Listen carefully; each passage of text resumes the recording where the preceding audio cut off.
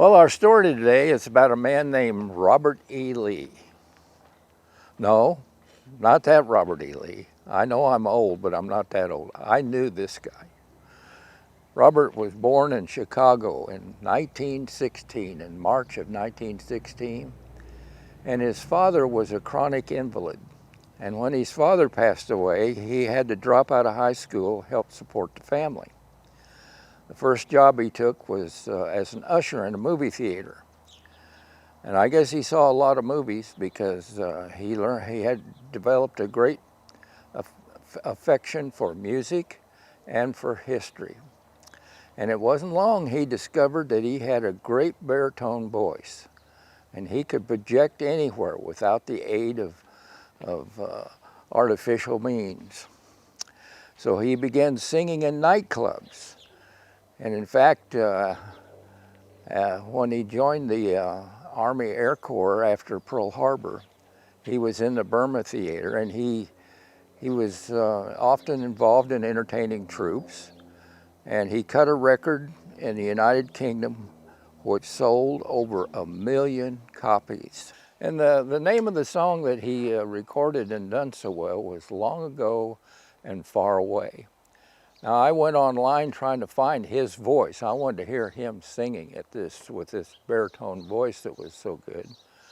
And it seems like just about everybody had sang that song at one time. Frank Sinatra, Goulet, Robert Goulet, and a host of female and male singers from even Johnny Ray had his version of it.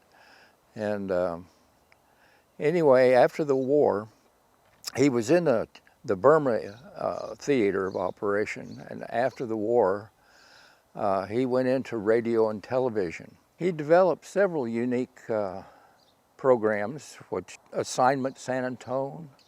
He was in Denver and Texas and San Diego a lot, and he formed an outfit called the Knothole Club, and Passport Adventures, Liberty International, the Open Road, which I think kind of led to the National Open Road by Charles Kuralt. And here in Arizona, you had Arizona Roads with Bill Leverton, and his cameraman, Steve Bonet. And I done a lot of things with Bill Leverton. And he really took off for the longest time, and he was kind of a one-man show. He done everything. He not only filmed everything, he cut and spliced and wrote the script and narrated it. He done the whole ball of wax, all the editing. It's kind of like our producer here, Dave and Jane. They do it all too. They take the pictures and they do all the editing and searching for pictures that we can't come up with and what have you. And it's quite an operation.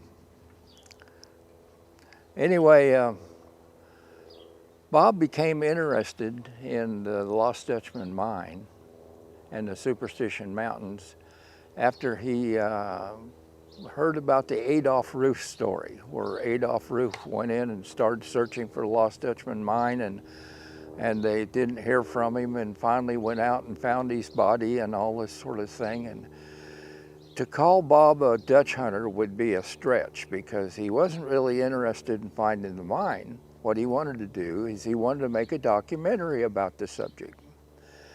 And he done quite a bit of research. But the research that he did was reading about a dozen different books that we've talked about over some of these stories. One of the chief ones he studied was Sim Zealy, and we had a story on that. You could go back and watch the editor, the publisher of Sim Zealy's book, done some drastic cutting and additions, because he was the one that edited the whole thing, and in my opinion, quite a few mistakes were made. He read books by Barney Bernard and Kurt Gentry, The Killer Mountains, Travis Marlowe, the one who was involved with the stone maps, and all these old books we talk about. And he was heavily influenced by the movie Lust for Gold, based upon the book written by Barry Storm. Mr. Storm was quite upset with the film because they took some awful liberties with the information that was involved in it. I've seen that movie several times, and it's very entertaining. It's a nice movie to watch, but I wouldn't bank too much on the truth involved. He started his filming, it took quite a while to do this documentary. He started his filming in late '59 and 1960. His second trip in was in '62. Then he made 2 trips in 1972. This was all doing the filming and interviewing personnel that lived out in the mountains, such as Don Shade. Don was the person who found Walt Kassler's body in Unsolved Mysteries.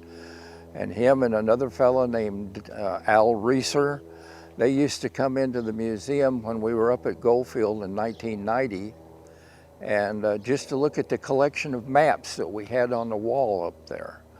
And once they'd been there and they kept coming back to study those maps, I always let them in free and take as much time as they wanted, take pictures of them and whatever. They've done a lot of study on the collection of maps that the museum had. And of course, Bill and Jerry Crater.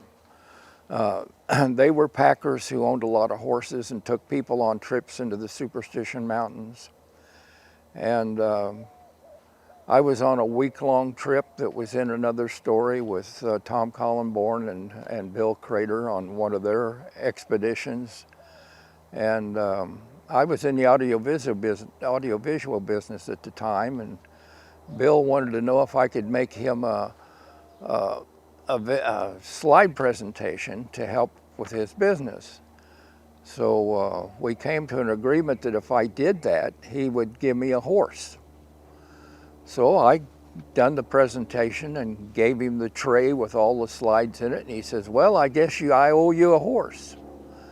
And I said, I'll tell you what, Bill, you keep the horse and you just let me use it anytime I want, but you rent it out just like he's yours. And that worked pretty well for me. I don't know how it worked out for him.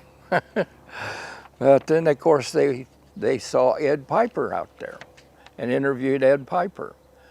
Ed was involved with Celeste Jones in a major feud out there that got a couple of people killed, and the Forest Service got so upset with that, the sheriff and the Forest Service went in and disarmed everybody and passed a law that you couldn't camp in the same spot for more than 14 days at a time. And this broke up all the the territorial obsession people had with certain areas because they couldn't stay there any longer. And of course, he read the book Killer Mountain about Glenn McGill and their expedition in the mountains, which we just did a story on shortly ago that you can watch. He interviewed Barney Bernard, and we affectionately call Barney Bernard Blarney Bernard. You know, he put out a book that wasn't all that bad, but Barney had something to say about everything. And then, of course, there was Al Morrow. Al was killed in a cave-in in his tunnel in Needle Canyon between Blacktop Mesa and Bluff Springs Mountain. And it just so happened that it was Crazy Jake, passing through his camp on a number of times, realized that something was wrong. Al was always there, and Al come up missing. So Jake reported to the authorities, and Sheriff Hawkins went in with a posse, and they found his body in his tunnel where a huge boulder during a rainstorm had collapsed in on him and crushed him to death. And Bob interviewed Sheriff Hopkins about that at length. And of course, there was a host of other people that names are not as prominent as some that we just mentioned, that they interviewed and saw. And of course, that's why it took so long just doing these filming sessions. And then it was a couple of more years before the documentary got put together. Now, Tom Collenborn used to show his documentary after Lost Dutchman Days parade in Apache Junction every year. He would invite people to come to a certain place and view this video. And you can still find this on the internet. In fact, you can still find his book here on the internet, The Lost Dutchman Mine, and the subtitle is The Making of the Documentary on the Lost Dutchman Mine. And the only thing I would caution you about is the printing in this is so fine, I have difficulty reading it even with reading glasses. But this book can be found on the internet. And I met Bob a couple of times during these visits that he would come back for Lost Dutchman Days, and Tom would show his documentary. This photo was sometime in the late 70s or early 80s. I'm not sure exactly who even took the photo, but there's Tom and I and Bob and Ray Johnson. Everybody in the picture's gone now, but I invite you, if you're interested, to look up this video and book, and if you're interested, why, get you a copy. So there you have it, folks. Some of the most popular names of the Dutch hunters in the Superstition Mountains. He interviewed a lot of them. And all these people put together have spent over 100 years looking for the Lost Dutchman Mine. And they haven't found it yet, because that's just another mystery of the Superstition Mountains. Thank you for watching this episode of Mysteries of the Superstition Mountains.